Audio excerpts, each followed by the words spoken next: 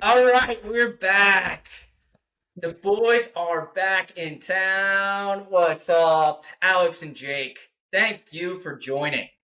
Buddy, great to be here. I'm Alex, if you don't know. Just got a disclaimer at the beginning. Trying to help. I'm Jake. Thanks for having, buddy. Throwing out So there, fun. fellas. We had a blast last time and excited for it. Thanks for having us back. Mm-hmm. You know what? I couldn't find a GIF. What are they called? GIFs or memes? What are they that you can throw on a Well, text message?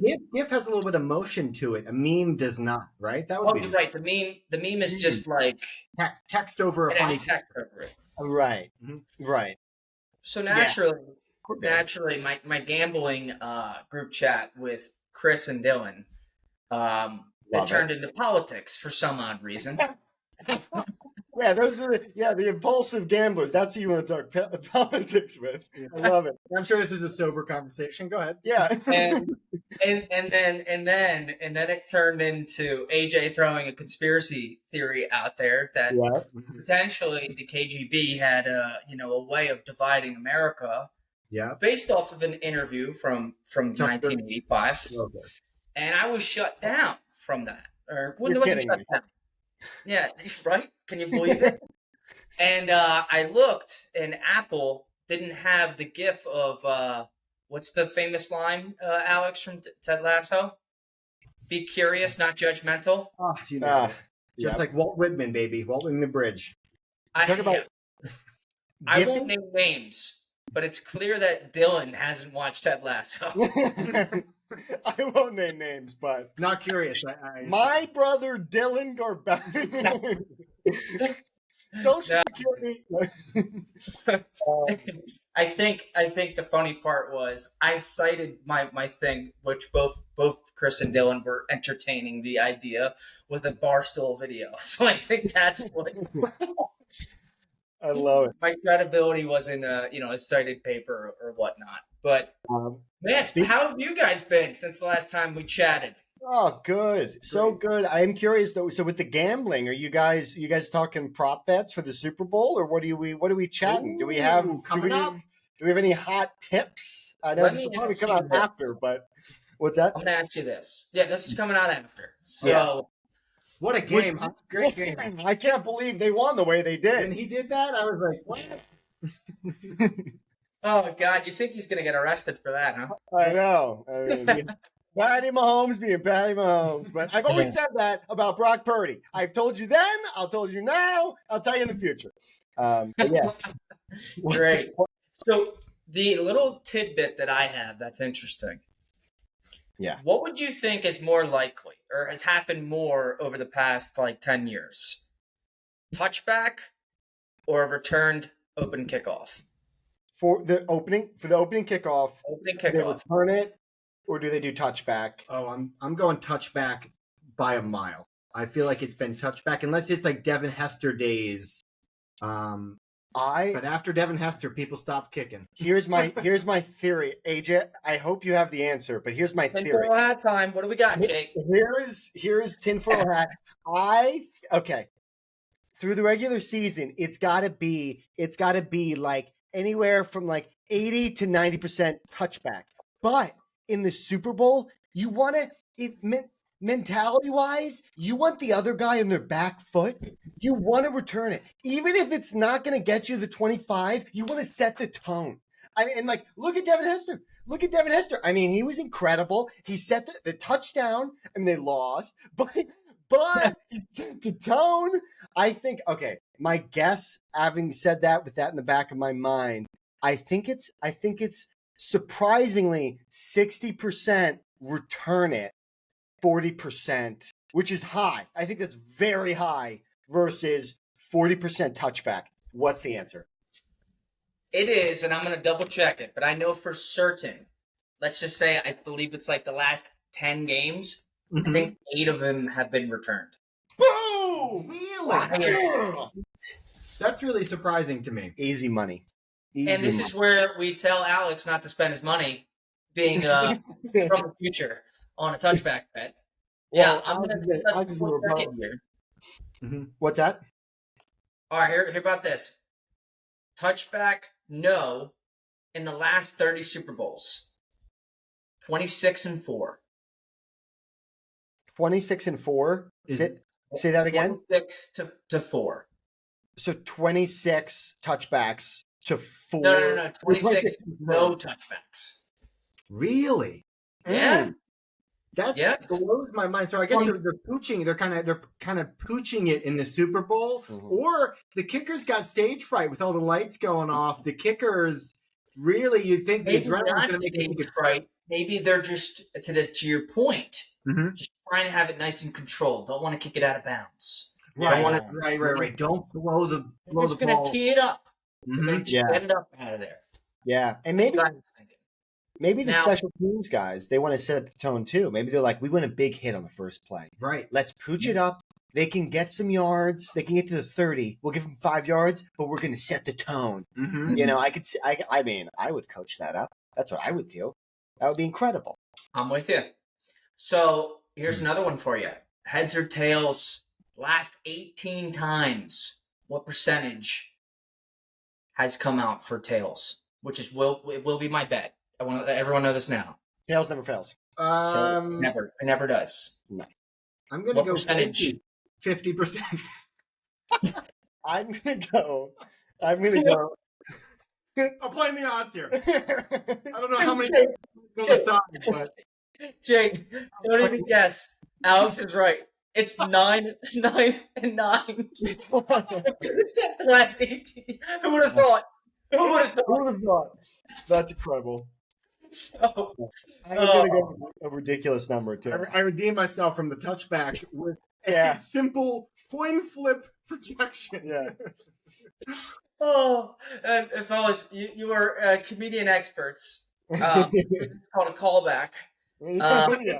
Oh, yeah. Got this from Barstool Sports gambling page.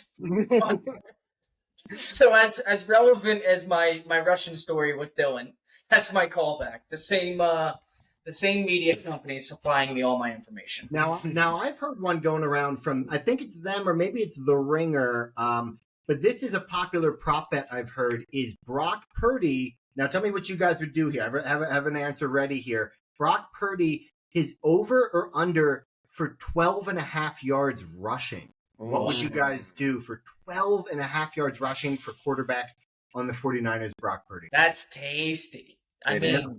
It's not a lot. I mean, take it. Take my money. Go. Take my money. You're hitting the over, AJ, I'm assuming? Oh, Or you- yeah. Yeah. That's Oh, yeah. my first. So when I think of him, He looked like White Vic 2 weeks ago. 100%. Yeah. But the thing with Brock that's so deceiving is like you don't expect him to whatsoever. So when he does, it's very memorable. Mhm. So I feel like I'm overestimating how much I think he runs, because when he does, I always remember it. Whereas like someone else who runs all the time, I'm like, yeah, whatever. And I like, it's the exact opposite. So I feel like 12 and a half but 12 and a half seems so easy. He just needs one. He needs one. Here's my rationale, but for the same answer, I would go over all day as well. But the Chiefs defense, it's Steve Spagnuolo, right? You remember Steve Spagnuolo, Who could forget? previous defensive coordinator for the Giants. Everybody remembers. He's a defensive coordinator for the Chiefs. His strategy is like force them to have methodical drives, and they have the least explosive plays on them. So they're kind of like bend, don't break. But I think with that mentality, Brock will have 5 yards here, an easy 6 yards here, but they're all playing back so deep because they're so scared of the explosives. Mhm. I think he gets 12 and a half in like a few runs throughout the game. It needs a couple runs, maybe even I one think, run. to your point, they also have such good playmakers that they're going to be so worried about Debo, Ayuk, Kittle, McCaffrey that like they're going to not have enough people to like spy a QB or like contain. Like they're going to be too worried about doing the other stuff. Right. Where he'll just have like wide open space on a couple bootlegs, a couple naked boots, just going all the way outside on the, like just in a round little roll, looks to throw, a little pump, and then just tuck and run. I can see it. Now I'm gonna predict something here.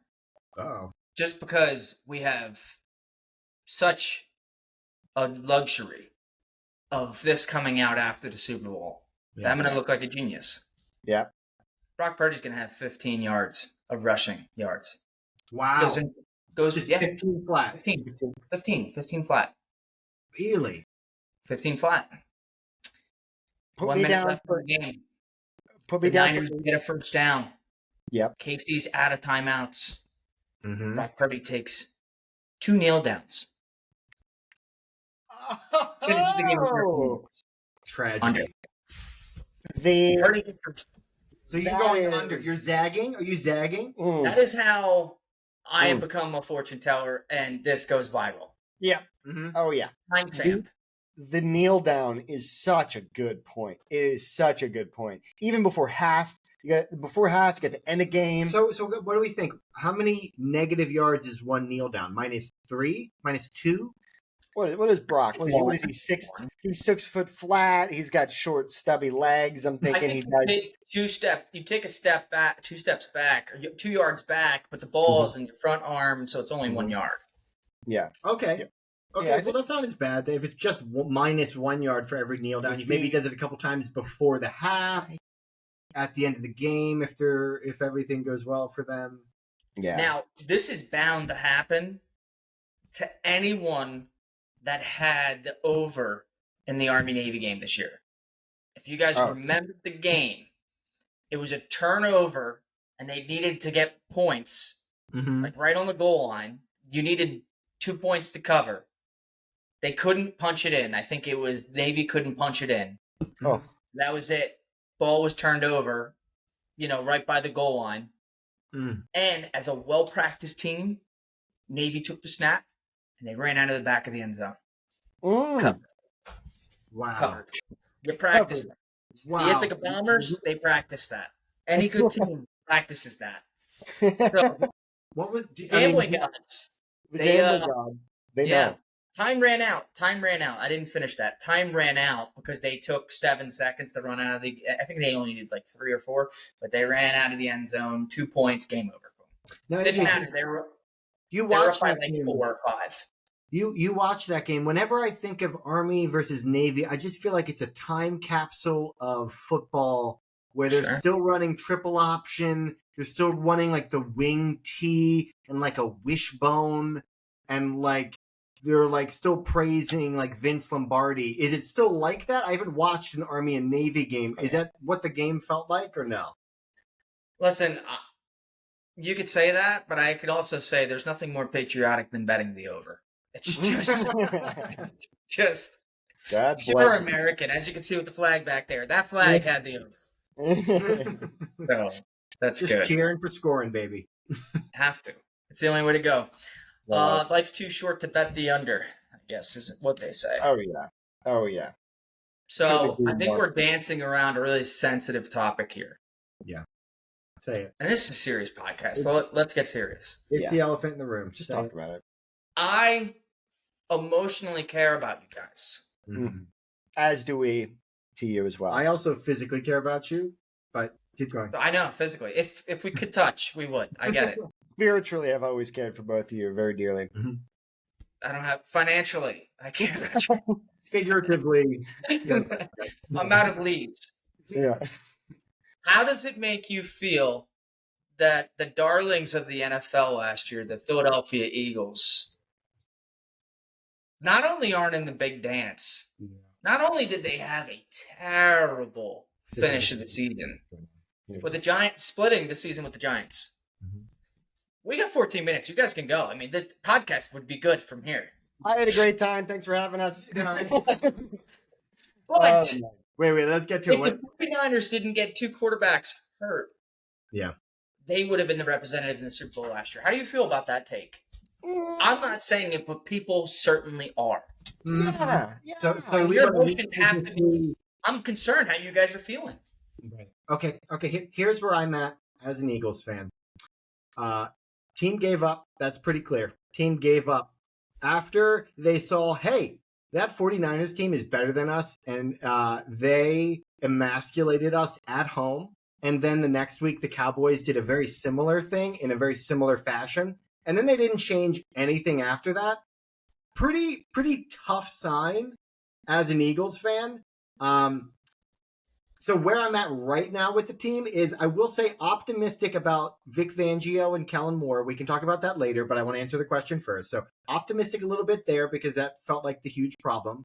But for the previous NFC Championship game, I would say if Brock Purdy is still healthy, it would be a much closer game.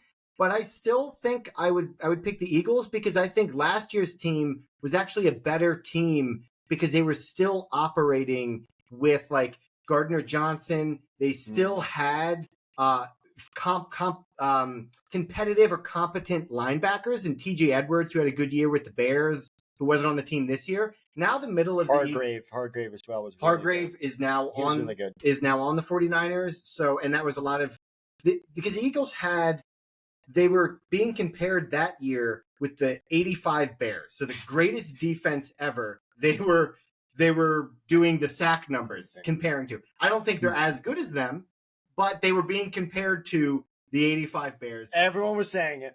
Everyone was saying it. They had the sack numbers. It's just the sack numbers alone.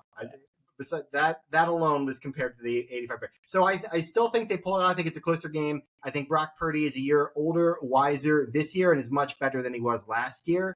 I think his growth is clear. I think his comfort in the offense this year is evident. His timing on his passing, like just throwing it in spaces in between coverages, is really impressive, and people don't give him enough credit for. And like we talked about, he's White Vic, so he's making plays this year. So I still think they pulled it out. That's a total homer take, but I still think they pulled it out last year. This year, Eagles, boof. We can get an off season, but what do you guys think? I'll toss it back to you. What was the original question is, do they beat them if Purdy isn't hurt? I'll preface by saying I have never had such a disconnect with how much I like the players for the 49ers and how much I hate the team. There's such a disconnect. I will never trade Debo in fantasy because he's Debo is that's how much you like the players. Debo makes so much trash and has created so much heartache between. I have never been more needled by other fan bases than this season because of that game. That game, everyone was like, they didn't deserve it. They got lucky. And like, quite frankly, I think we were set up perfectly just schematically and how our personnel was set up to beat a Kyle Shanahan run-based team. McCaffrey had only been there half the season. Yeah. He's way better this season. I think the team meshes well. Purdy was he a rookie last year? Or was he a rookie last year? He was a rookie last year. So for that game, what's that? He never lost a game that he played in. Yeah, right. So for him, like I still don't think he and McCaffrey and the offense had the same like zhuzh that it has this season. Like and on top of it, they've also got, like we talked about, Hargrave, and they got Chase Young now. Like those guys weren't there last season. Like I think Chase Young does not play football. What's that? Yeah, it just has been a little bit of a disappointment for them, but he's a good rotational guy. Yeah, but he's still like a guy. I'm just saying it's more talent they have this season that they didn't have last season. So they crushed us this season. I think last season we were closer. Like we were a better team. And also like the coaching, and some of the coaching, I think, really was the difference. Like we lost, we went to the Super Bowl and then got completely poached, and we got fucking. Sorry, do we curse on this? We got screwed by Gannon. Gannon was like, we were gonna bring in Fangio last season, and Gannon was like, no, I'm not interviewing. I am here for the long haul. And Fangio's like, okay, well, I'll go to Miami, and then Gannon was like, deuces, and then he left, and then we had nobody. So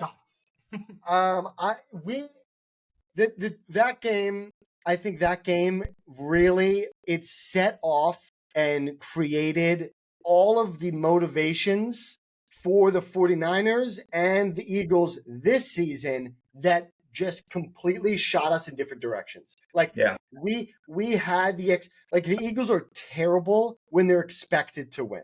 Like it's a classic underdog thing where like we came into the season expected to go to the Super Bowl after going to the Super Bowl. So then it's like everyone is like, okay, this is the expectation. And the second that isn't being seen, they're not worried about like the day-to-day, the game, the drive-to-drive in each single play. They're worried about like future stuff that doesn't matter. And then they just get swept up, the narratives nationally.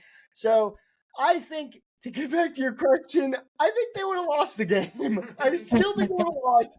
I think they didn't have the personnel. They didn't have the same coaching at that time. They're way better. They got better, and they're really good. And it's so funny because like Brock Purdy, like I would love that story on any team in like any movie. The last pick in the draft, he goes on this team. He's a hero, but like it's just the fan bases and the media pushing them against the Eagles and just needling like we're better the entire time.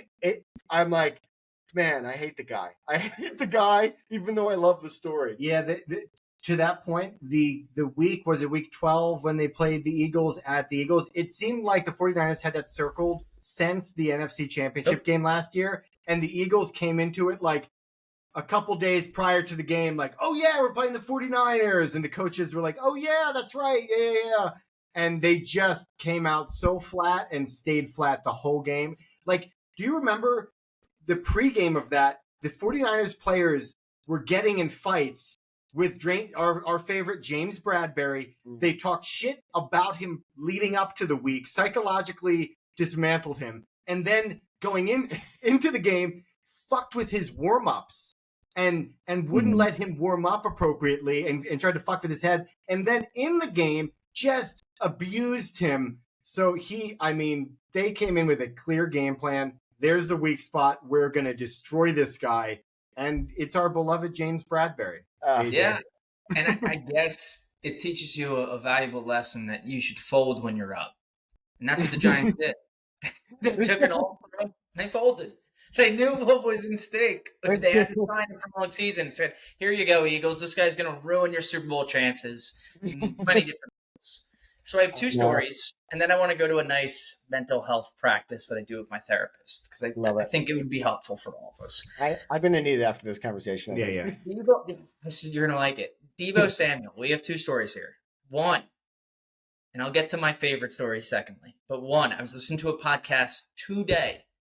George Kittle said that one of his good friends from Nashville, who's on the Predators, the hockey team, he said that he was playing the Flyers, the Predators guy, Phil Forsberg, and he was taking a bus to the game, and he saw this local coffee shop had a poster, and it was like an Eagles poster, but on the poster it said, Deebo was right.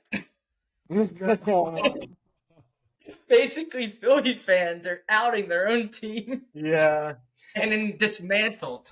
Wow. That is devastating. I feel like as an Eagles fan, I try so hard to be like, no, we're not all like that. I promise. Like, there's good ones. There's good ones out there. But like, time and time again, it becomes harder and harder to defend the fan base. I'll pinpoint it. I think it's WIP. I think it's those radio stations that are just like anger.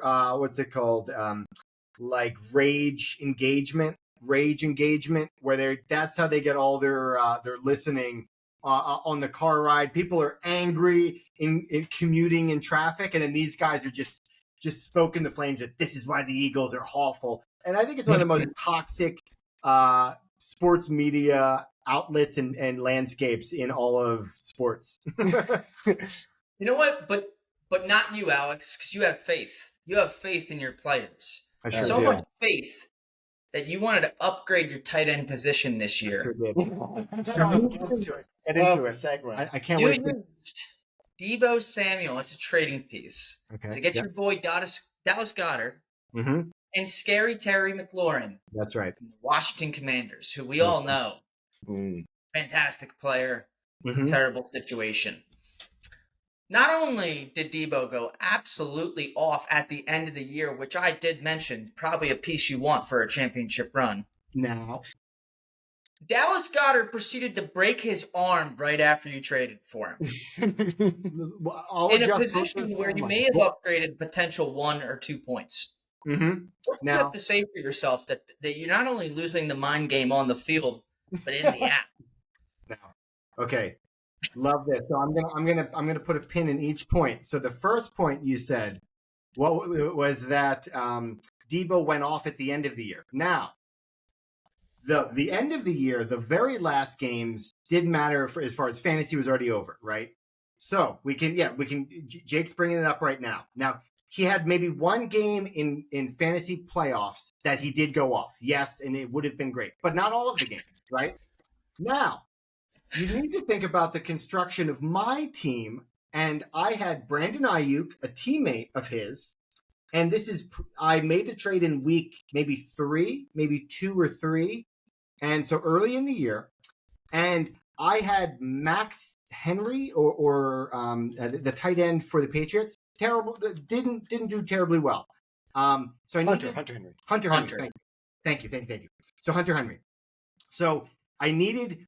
What I was thinking is I have Mike Evans, I have Brandon Ayuk, and another. I had too many wide receivers, and I didn't know when to play Debo because he's in and out of the lineup, and he was in the beginning of the year in and out of the lineup. So throughout, even prior to Goddard's injury, he was in and out of the lineup. Jake's, I think, bringing up the exact games here. But then when Dallas Goedert went down, definitely a real thorn in my side. Definitely a bummer for me. But Now, I do have a question whenever you're done. I just want to make sure I'm putting it out there that I want to mention something that I mentioned previous to your trade because I agree you had too many wide receivers. Yeah, I had a log jam and I didn't know when to play Debo as a fantasy player because he's in and out of the lineup and they had so many good weapons. They have McCaffrey, they have Kittle, and they have Ayuk, who was also on my team. I had too much exposure to the 49ers, right? So if the 49ers have a bad game, I wasn't doing well if I'm playing both Ayuk and Debo. Part of the rationale there, okay? And then the final thing, I think, which is just the best part, is I won the championship in that league. And Dallas Goedert scored 12 points. Not huge, but Hunter Henry scored 0 points in the championship game. The final week that it mattered, the 1 week that it mattered, that I was angling for in the one slot that I was trying to improve, he scored 12 points. My wide receivers kept. Mike Evans did his thing. Ayuk, I forget the rest of my team, another good wide receiver, better than Debo. So yes, Debo would have been nice. When to play him would have been difficult. So I just took that decision off my plate. Won the championship. I have no regrets. Fuck Debo. Well, listen, there's no need for me to get more into it. I think the argument that Jake and I had at the time was you could get maybe a player maybe a little bit better than Goddard. Definitely true. You guys are right. Yeah, but you guys are. That's your guy. That's your eagle. So let's circle back to this mental health routine that I do with my therapist almost every time I sit down in the chair with them. It's really simple, guys. I want to understand how you are feeling as an Eagles fan. And there's 3 levels. And it's like a stop sign or stop light, actually. Right. Red, yellow, green. Got it. Where are you guys? How are you feeling? Talk to me. Now, I'm curious about the scale. So is it green? The way I'm interpreting it is like green, I'm great. Life is awesome. I'm flowing. I'm like, I'm living my life. Super Bowl. Red is like, okay, I can't get anything done. I'm pessimistic. I'm like, I'm in my head. I'm caught up on some things. And then, yellow is right in between where you're you've got some good moments, some bad moments, but you're level. You're level. Is that generally the scale? Is that what we're? Jake, I can't answer the question for you. This is your session, not mine. Well, in that case, green, baby. I am green. I am green. Look at it. Boom. I'm feeling great. I feel great. I got a lot of stuff going on. Work is good. Personal life is fun and great. Yeah, I don't know. I look at I feel like generally when I make goals for the year, I love doing goals. You see, I got the big ass calendar. I know we talked about that. This is massive. I don't know if this video does justice, but I love making goals in the beginning of the year, and I do it based off of it's actually, I think, Benjamin Franklin. It was healthy, wealthy, wise are Okay. his three things, and I've added to it like healthy, wealthy, wise, soulful, only to kind of just shoehorn in some more other like things that I want to get done. And so when I do my like journaling every day, I've got that app that we've talked about a bunch. I will always I'll do a couple things. I do like gratitude where I'll talk about like you do words of affirmation to yourself, and I tell myself I'm healthy, I'm wealthy, I'm wise and soulful, Like, and I have that, and I do that because those are how all my goals are set up. Like my health goals for the year are like, I want to get at least 7.5 hours of sleep every night. I want to cook my own meals at least 4 nights a week, and have whole foods and produce and that kind of stuff that are fresh and not processed. And then others as well, activity, being able to work out, that kind of thing. So, and then wealthy, financial goals, wise, I think of it as more journaling or things that are more reflective. So I try really hard to make sure those are all hit, but I think for me, by doing it all the time and just saying it to myself, and then proving to myself that I am, like telling myself I am, proving it, and then reflecting on it every day, it really helps it as a good spiral. yeah. And so I'm in a good trend, and it's always like this in the beginning of the year because I have the New Year's stuff, and it's kind of built to this point. As long as I'm still consistent with it, I still feel good. And so I think I'm a total green. Total green. I feel like I'm still on those tracks to start the year. And you have to do all that stuff as an Eagles fan just to maintain that's all necessary just to cope with being an Eagles fan. So that's what I Jake's actually thought that was interesting how he vaguely mentioned the Eagles and went on to so his Jake, self-care, which I love. Love how you're daily routine, because that's everything you need to do as an Eagles fan just to cope with what happened this year. That's so fun. So that's a great point. Now I'm not doing as much of those things as Jake. So I would say as far as the Eagles go, I'm in a yellow, right? Because it was a very yin yang season. Whoa, we're 10-1, Super Bowl. Here we come. Here comes the hardest part of the schedule. And then the end of the year, a really bleak winter.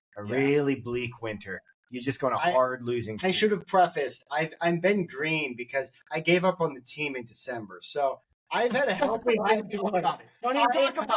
You need to. I forgot who are they? Oh, the Eagle. I took a back road with no lights whatsoever. Yeah, I got into reading. It is incredible. This year has been awesome. When you departure from the team you love, that detachment, both from the self and from the team, is very good.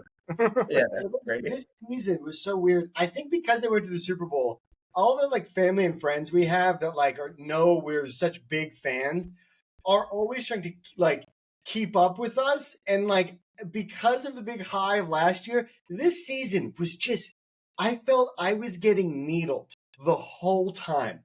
Like I was just getting poked in every direction. Mainly AJ. That was mainly AJ. Yeah, well, yeah. Sometimes the miserable likes company. I just So AJ, so where does that leave you as a Giants fan with your team? Now, are you even on the same sphere as a Giants fan, or is it just a stop sign? Help me understand. I've been in the bike lane. Like a true New Yorker. I'm working for Grubhub or whatever, whatever it is. I'm not even in the same automotive vehicle. I will say this. I have felt euphoric after mentioning openly that Jalen Hurts fumble was incredible for every Giants fan. Oh my God! In the Super Bowl? He had such a great game. And Right in the Super Bowl? yeah, He should have been the MVP. Yeah. He really should have. He was Yeah. the best player on the field. But because he dropped that ball, that one ball. that it was an open invite to the table of witnessing 2 Super Bowls in our lifetimes. It was an open invite to you guys, to Dylan, to everyone else. Come on. Could have really started the dynasty talk maybe, and Yeah, sure. But we can't even think about that now. And now you guys You can if you want. So realistically, now if we're talking about me selfishly, red, yellow, green, I mean, I don't even know if I'm probably driving in the opposite direction with the Giants. But as we talk about, the Eagles had a very great chance not only to sit at the table of 2 Super Bowls in both of our lifetimes, which is the only upper hand I have currently, but they could have repeated too if they won very easily with this team that they have in front of them. The Giants could have 3 more quarterbacks before the Eagles get another chance at the Super Bowl. I am green lights, baby. Let's keep going forward. I am all about it. And AJ, I'm sure this contributes to your green light. Is what a premature celebration the Eagles fans had on draft day when we were like, oh, we got all the Georgia guys, Super Bowl coming back home, and I'm sure now it looks a lot better as a Giants fan being like, oh yeah, always a good sign when you're celebrating on draft day before anybody's touched the field. Yeah. It's going back to that group chat that we talked about with Chris and Dylan and myself. Me and Chris were just on his bumper when it was like whatever it is, March, whatever, first free agency day, and they lose Hargraves, they lose White, Edwards, C.J. Gardner-Johnson, Gardner Johnson, right? Yeah. And the guard that he doesn't really think it was a big impact because like, oh, we have Jurgens. It's like, oh, Jurgens isn't that good. Clearly made an impact. You think? And he openly said towards the end of the season, like, yeah, all right, that was tough. That was a tough loss for us. So, hence, Alex, why he agrees that they could and should trade A.J. Brown and get a haul, like a Tyreek Hill haul. See where I'm at with, because we've had this discussion before, and you asked like how would you do it? Well, who would you trade? And you were very offended. This is classic New York media. They're mudslinging, and they're trying to destabilize a team that's very stable. No, I just don't think there's a lot of A.J. Brown. I think he's a top 5 wide receiver, and no matter what the haul is, you could probably fill out the roster with cheaper contracts and make the team look a little bit more round. But I don't think that those, like a lot of average players on cheaper contracts would make the contribution of A.J. Brown getting paid a lot of money. Because it was brought up today in that chat, I have the facts. McDuffie was a direct pick that they got. He is a Pro Bowl cornerback on the Chiefs. No, that's for the Chiefs, right? And Rights was a part of that trade. Wait, for A.J. Brown? Now have the cap space to sign Chris Jones, one of the best D tackles in the league, if not the best, and Ladarius Sneed, who is their best cornerback. But they wouldn't even be in the conversation of signing those two if they had Tyreek Hill. Now knowing that, do you trade I will give you the option. I will pretend like you never said anything. Would you trade him? I will say, would you trade him?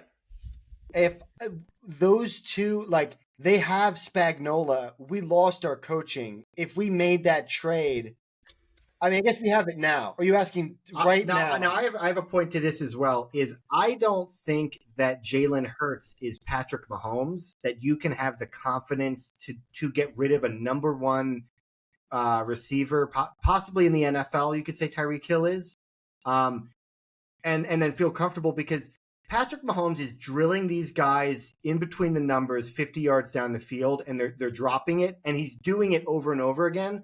I don't think Jalen Hurts is the same type of player that Patrick Mahomes is, I'll also draw the same comparison. It sounds very similar to Tom Brady when the Patriots sort of reinvented themselves over and over again, but that's because they had Tom Brady, and the Chiefs have Patrick Mahomes. I don't put Hurts in that category just yet. I think Hurts is above average. I think he's a top tier, maybe top 10 quarterback when he's playing like he did in the Super Bowl minus the fumble. He's probably like a top 5 quarterback when he's playing really well and the scheme is good. But one of his best friends is A.J. Brown. And what makes him feel comfortable is he just throws jump balls to him, double coverage, and then A.J. Brown comes down with it and then points at the 2 DBs that he just mossed, and then everybody celebrates. But that's a terrible pass and shouldn't be thrown, and that only happens with A.J. Brown. So I still don't make the same move the Chiefs do, because we don't have Andy Reid, like Jake's point to coaching, and then also we don't have the Eagles don't have Patrick Mahomes.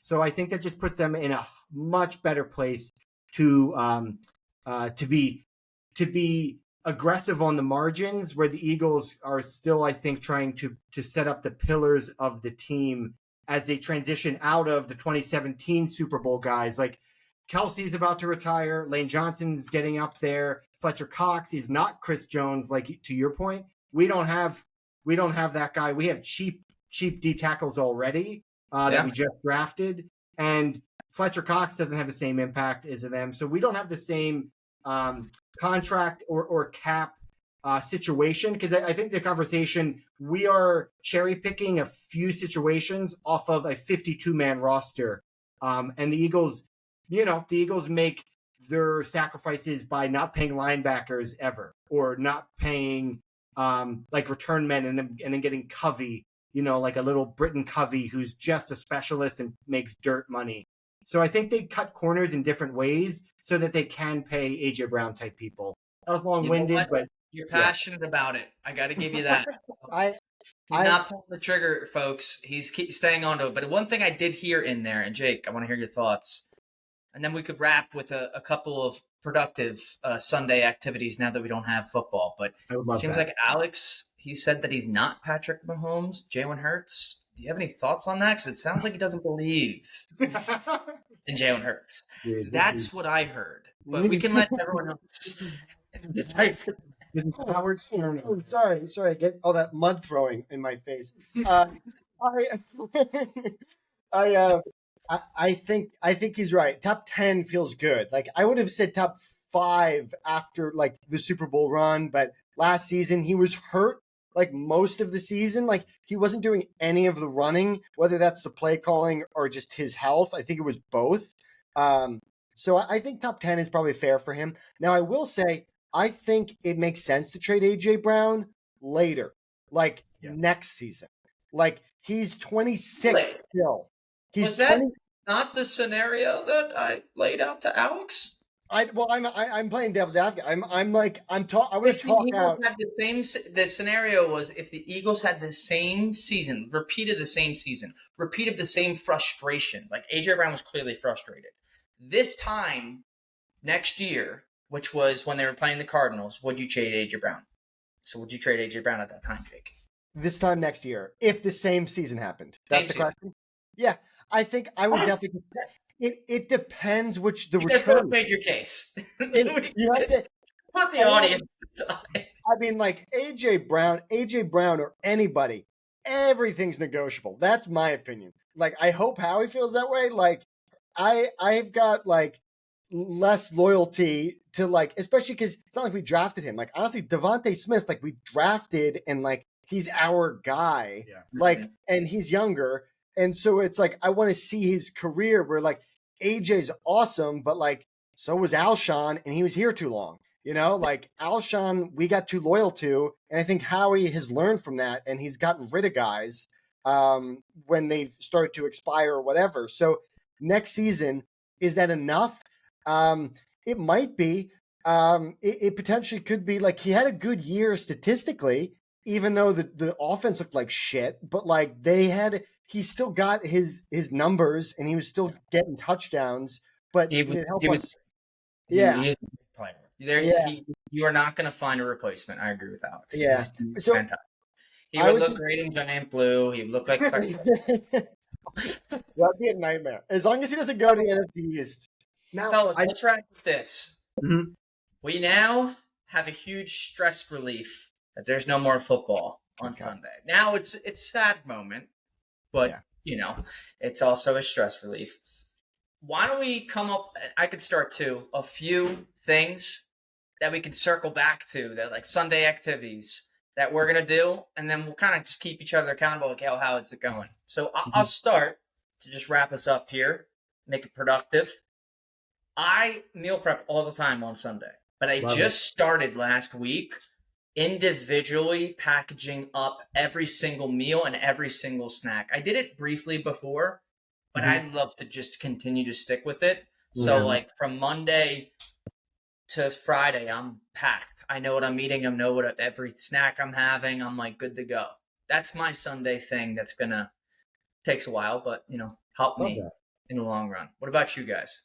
Oh, I got. You want me to go first? You got Yeah, something? let it rip, I got let it some. rip. So I got something. So I got a project I'm trying to, and maybe I'll preface this and give context to like living in the city or living in LA. There is a lot of like cool like plants and foliage and nature and stuff, but you're still in the city.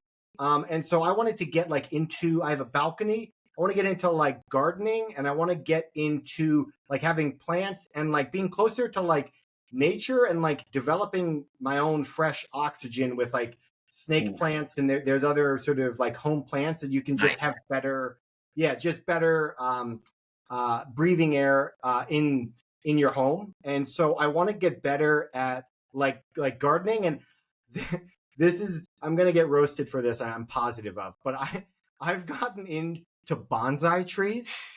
Okay. So there's a bonsai place.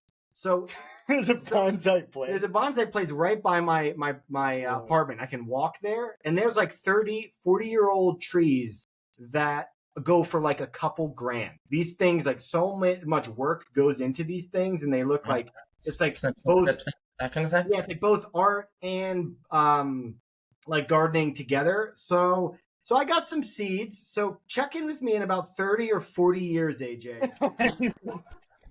Oh, it's my retirement fund. So it's my retirement. 401ks. Hey, no drought, no drought. Fingers crossed. That's My great. Sundays will be filled with like making the balcony look nicer and Awesome. doing that kind of stuff. Yeah. That's Cool. awesome. I got a couple things on the docket. I kind of went off the rails and talked about some of my goals already. So we got a pretty good idea for me. But yeah, what I realized, I have a reading goal. I just want to do a book a month, 12 for the year. And it's funny, like I had that last For year. those of you at home that can't do math, 12 a year. Yeah. Thank you. I mean, I don't know the audience. When I did it last year, but I noticed that like as soon as football season hit, my reading just absolutely nosedived, and I just like didn't have. I was like, I didn't have the time or whatever. And I usually do really like this time because usually I'm so football. Like I'm just so like into it that like I'm kind of like exhausted by the end, especially with this season and how it ended. Like I was just like, all right, I am actually happy to not be watching this, like every day. And also it comes at a good time during the year where like the days are getting longer, you're getting more sunshine, you can be more social. I love the meal prep stuff. Yeah. So I think my social life really picks up around this time anyway, which is great. Like going out doing stuff Saturday, having Pickleball, baby. pickleball, dude. I went last night. Christina can't wait for it gets warmer. She loves playing. She's very good. We gotta get a game all together when we're back. Yeah, that would be great. So, fellas, let's do that. Let's circle back. Maybe have more of a conversation on our new Sunday activities. How that's been beneficial. And this was a good session for me. I had a great time. Yeah, And it seems like you guys got a lot off your chest. So yeah, I'm happy. I don't know what you guys said, but I'm happy what I said. I went off the rails. I apologize, but I had a great It time. was lovely. Yeah. Eagles. Oh. Yeah. Awesome. Well, guys, you know that your friendship means the world to me. I'm so happy to show everyone that's watching a little tidbit of what it looks like for a conversation like us. And I'm truly grateful to have you guys in my life. Love you both. Oh, love you, buddy. Love you, buddy. Thanks for having us. Likewise. All right, fellas. Remember, 50% tails and no touchdown. Brock Purdy over. Hammering it. All right. See you, fellas. Have a good one. See you, Thanks, buddy. everyone, for watching.